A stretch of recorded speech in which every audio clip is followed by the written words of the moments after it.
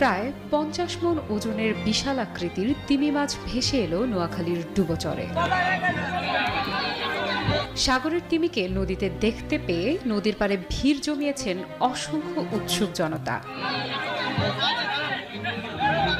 নোয়াখালীর দ্বীপ উপজেলা হাতিয়ায় মেঘনা নদীতে জোয়ারের পানিতে ভেসে এসেছে বিশাল আকৃতির এই তিমিটি। গত ৫ ডিসেম্বর বৃহস্পতিবার দুপুরের দিকে উপজেলার কাঠালিয়া এলাকার মেঘনা নদীতে অবমুক্ত করা হয় তিমি মাছটি। এর আগে একই দিন সকালে উপজেলার চর আতাউরের ডুবোচরে তিমিটি দেখতে পায় স্থানীয় লোকজন।